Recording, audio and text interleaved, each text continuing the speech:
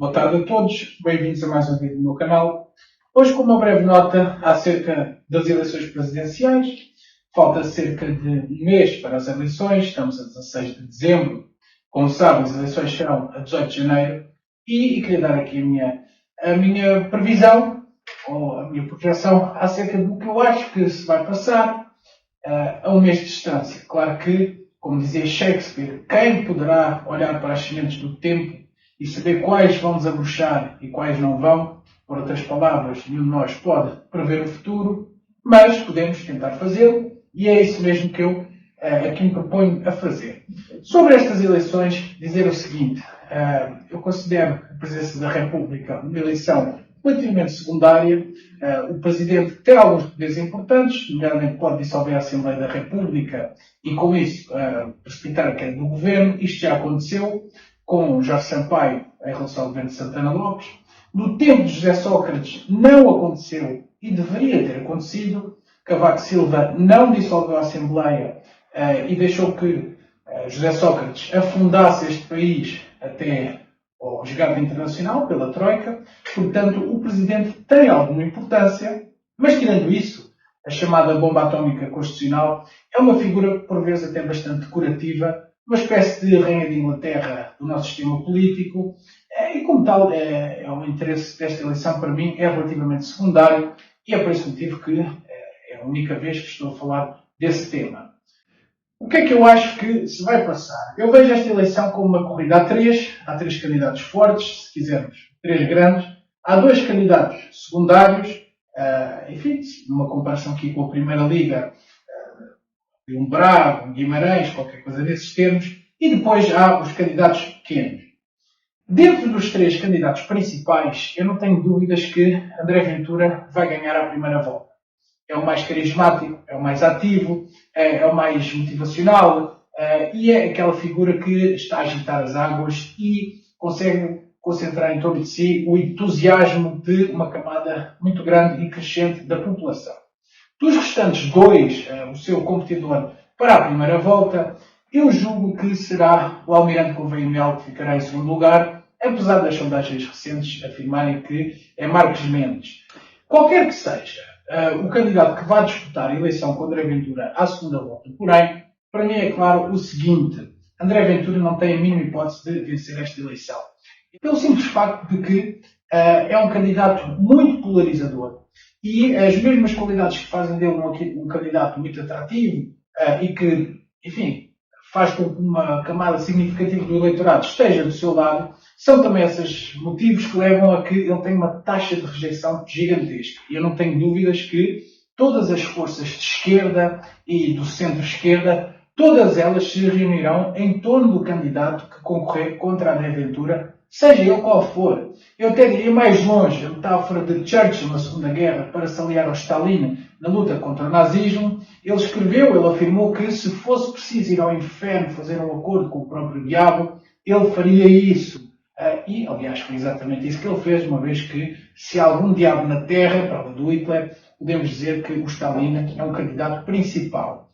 Claro que esta retórica do nazismo só reforça as ideias da esquerda e da extrema-esquerda e do centro, que, no fundo, hoje em dia ser de centro acaba por ser de esquerda, de tal forma estão disseminadas as ideologias, o veneno ideológico da esquerda, e essa mensagem tem passado. Nós somos bombardeados com os fact-checks, os polígrafos e todas essas, enfim, campanhas supostamente em favor dos factos, mas que, na verdade, têm uma agenda ideológica muito clara. Aliás, um dos problemas grandes da sociedade contemporânea em Portugal, na Europa e no mundo em geral, na sociedade ocidental, é que o jornalismo, supostamente imparcial, supostamente isento, é, na verdade, ativismo disfarçado. E eles conseguiram demonizar o Chega e os seus partidários de tal maneira que criaram uma política do medo na população. E há muito boa gente que julga que o Chega é uma força temível de extrema-direita que vem destruir a nossa paz e estabilidade constitucional,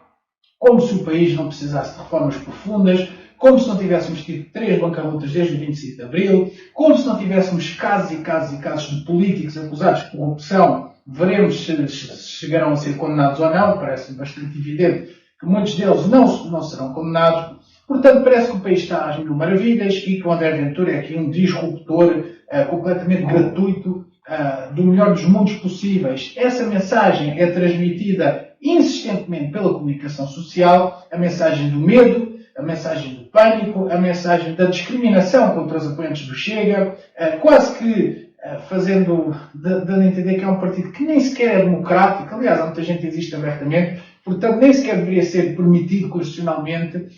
Enfim, uma enorme camada de preconceito, de propaganda ideológica, disfarçada de, como digo, isenção e imparcialidade, e que tem os seus efeitos numa camada da população que seguia exclusivamente pelos canais públicos de televisão, pelos canais privados de televisão, os canais televisivos, quero dizer, os canais mainstream. Portanto, o André Ventura é um candidato de futuro, é um candidato que tem imensas qualidades retóricas e também ideológicas, é uma pessoa que pode contribuir, sem dúvida nenhuma, para melhorar o futuro deste país, mas a política do medo ainda é muito forte. Aliás, é cada vez mais forte, é tanto mais forte quanto mais ele tem a hipótese de se destacar, de ganhar e de chegar um dia a primeiro-ministro, que, convenhamos, é o lugar que lhe assenta melhor, até porque é um lugar que tem muito mais preponderância política, muito mais peso, e no qual as reformas estruturais que o país carece desesperadamente podem ser feitas. A sua candidatura terá esta virtude. Se ele ganhar à primeira volta, como eu espero e acredito, será mais um choque no sistema político e demonstrará a impotência, pelo menos a parcial impotência deste jornalismo ativista que tenta, das maneiras mais desesperadas e mais ridículas, desacreditá-lo constantemente. Ainda assim, como digo, há um certo poder nessa mensagem, ainda há um certo poder nessa mensagem, e o André Ventura não terá, em minha opinião, pelo menos é aquilo que eu acho que se vai passar, não terá a mínima hipótese de se candidatar, de vencer à segunda volta, porque todas as forças políticas de centro, centro-esquerda, de extrema-esquerda radical, se vão juntar contra ele. Eu diria que, enfim, qualquer ser humano neste país que se candidatasse contra o André Ventura à segunda volta ganharia. Mesmo que o outro candidato seja, por exemplo, o António José Seguro ou o João Coutinho de Figueiredo. Em relação a estes dois, eles fazem parte dos tais candidatos intermédios, que são, como digo, uma espécie de Braga, aqui nesta análise metafórica com o futebol. Ainda assim, penso que o José Seguro está bastante acima do Coutinho de Figueiredo em todos os aspectos, terá uma votação melhor, mas nem sequer entra na equação para ir à segunda volta. O João Coutinho de Figueiredo é um epifenómeno urbano, de uma certa camada que se julga iluminada, que se julga moderna, que se julga progressista, sem, contudo, se rever na esquerda. É uma moda de cariz anglo-saxónico.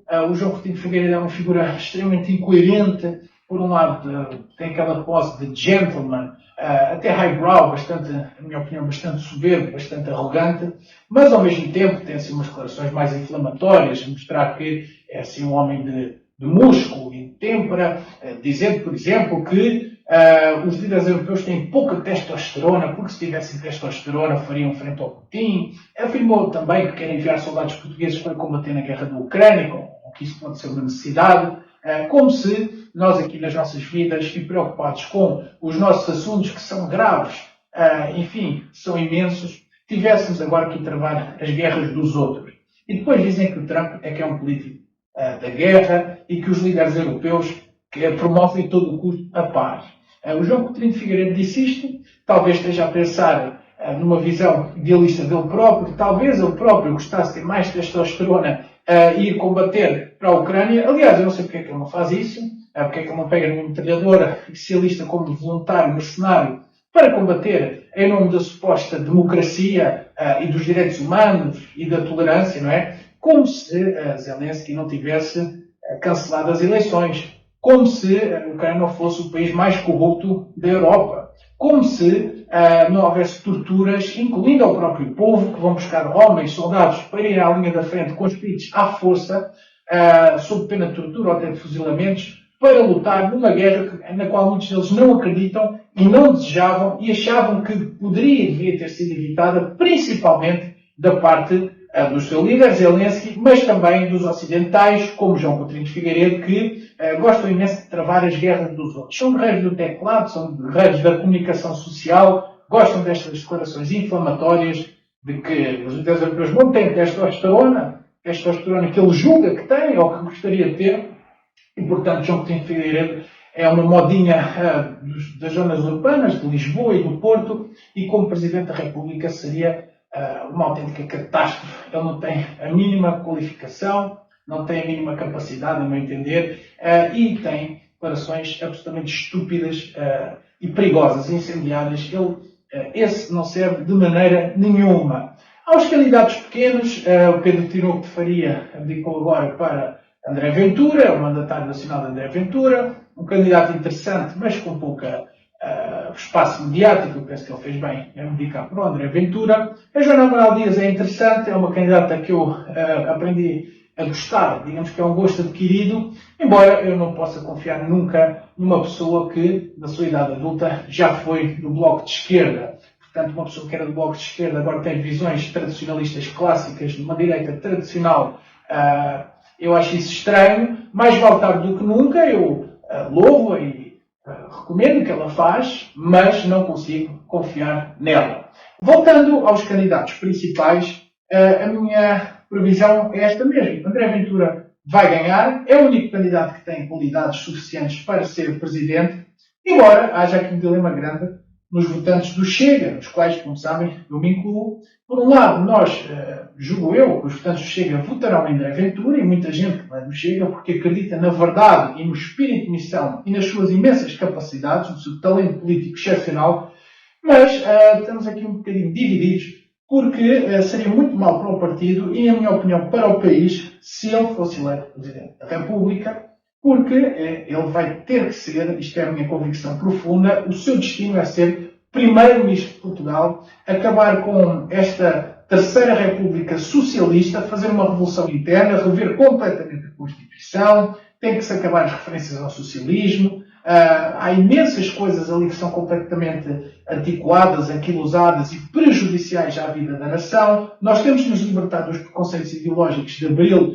que são de um socialismo já a arraiar o comunismo, construção de uma sociedade sem classes, imensas cláusulas que são completamente desajustadas à realidade dos tempos modernos e que meteram Portugal no caminho da miséria, da tristeza, da pobreza, do subdesenvolvimento, da quebra demográfica, enfim, deste atraso que nós podemos experienciar todos os dias. É preciso um corte radical com o passado, é preciso um político de coragem, de fibra, de tempra, de capacidade genuína como André Ventura, mas não é na Presidência da República que ele pode atingi-lo.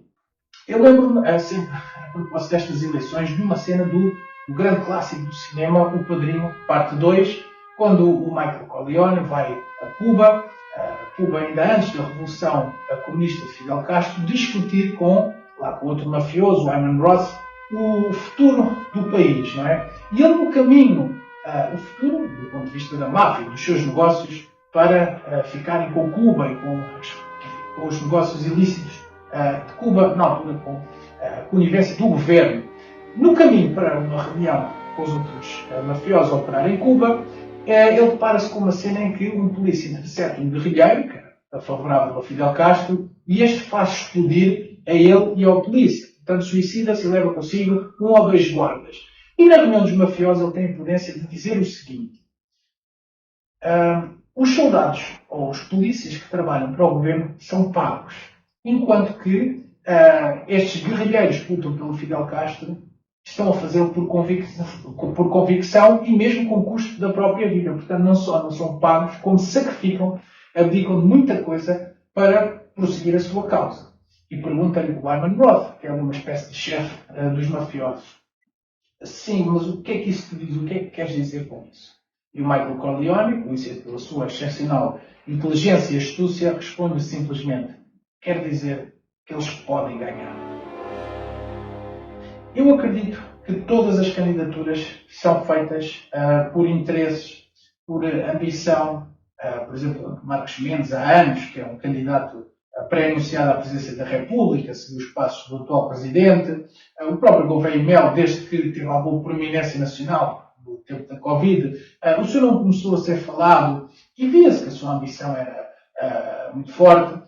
Mas todos estes candidatos concorrem por interesse. Nenhum deles concorre por convicção. E quem sabe se não poderá ser essa a diferença.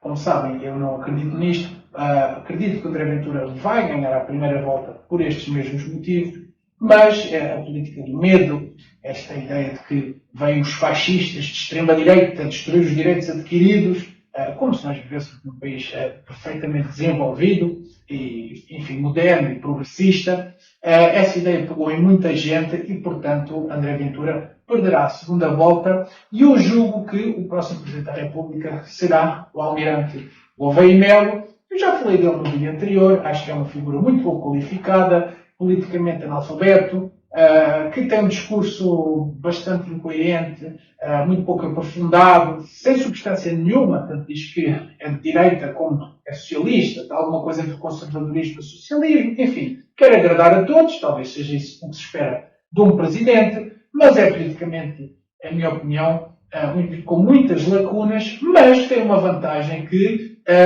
na minha opinião, fará dele o candidato vencedor contra Marcos Mendes. Digo contra Marcos Mendes à primeira volta. Portanto, ele ficará em segunda primeira volta, ultrapassando Marcos Mendes, que ficará em terceiro, e depois ganhará na segunda volta a André Ventura. Ainda assim, a questão de Marcos Mendes contra Gouveia Melo, eu penso que é muito simples. E eu vou-vos dizer porque é que eu acho que o Gouveia Melo vai ficar à frente do Marcos Mendes na primeira volta e depois ganhará o André Ventura na segunda. Mas isto, se fosse o Marcos Mendes, também ganharia. O António José Seguro ganharia, o Coutinho Figueiredo ganharia. Eu penso que qualquer pessoa ganharia o André Ventura na segunda volta porque todas as restantes forças políticas se juntariam contra ele, como digo.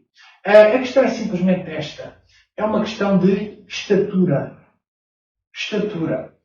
Marcos Mendes enfim, vergonhosamente baixo. Eu sei que isto parece um bocadinho cruel, mas a vida por vezes é mesmo cruel. Eu tive esta percepção muito nítida quando fiz um zapping aqui há tempos e o vi no programa do Ricardo Araújo Pereira, mesmo sentado ao lado do Ricardo Araújo Pereira, o seu ananismo, quer dizer, a sua baixa estatura, mesmo sentado, era uma coisa, enfim, um bocadinho embaraçosa.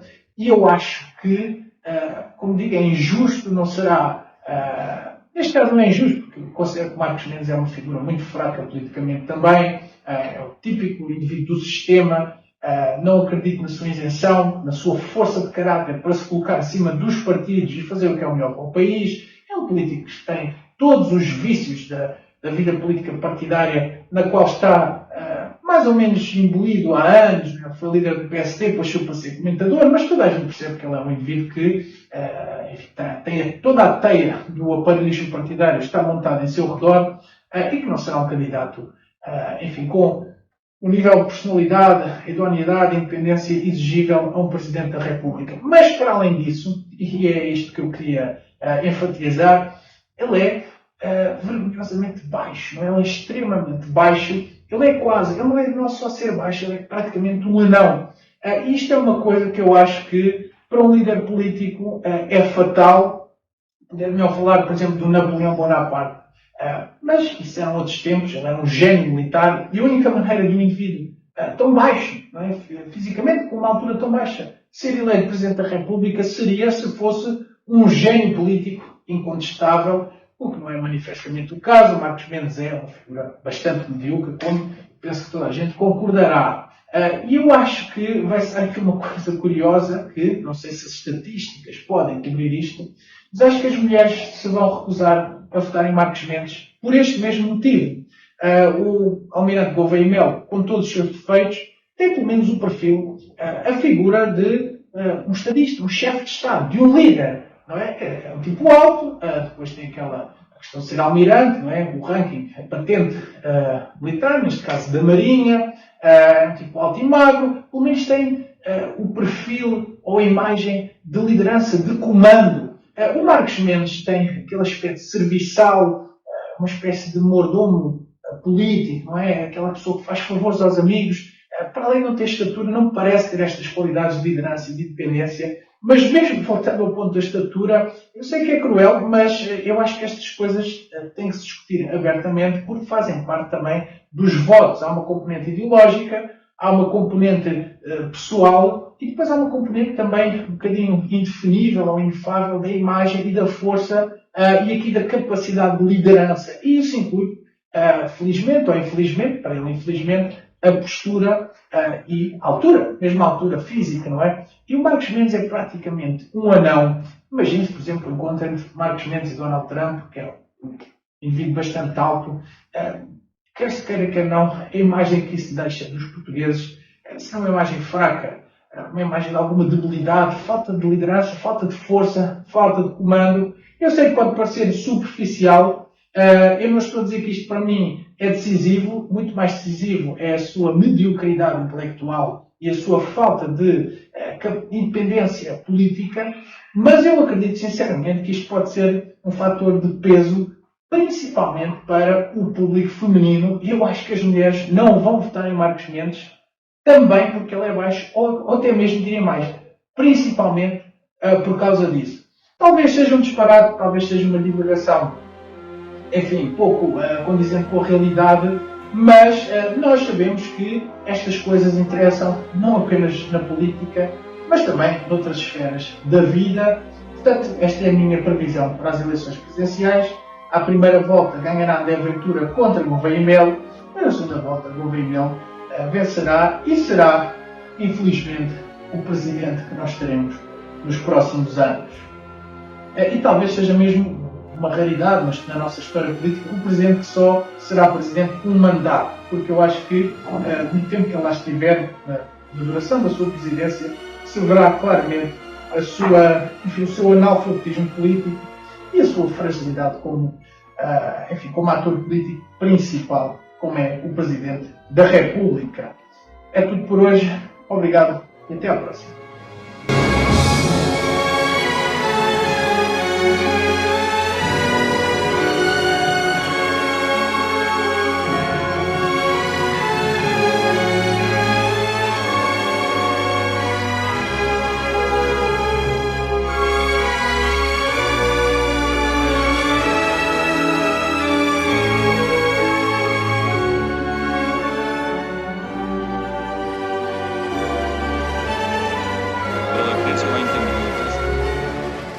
He said that they're making an arrest, and in a few minutes he let us through.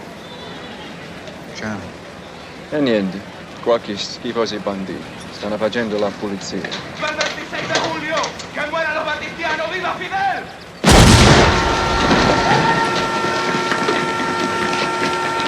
I saw an interesting thing happen today. A rebel was being arrested by the military police. And rather than be taken alive, he exploded a grenade he had hidden in his jacket. He killed himself, and he took a captain of the command with him. Right, Johnny? Those rebels, they're lunatics. Maybe so. But it occurred to me, the soldiers are paid to fight. The rebels aren't. What does that tell you? They can win.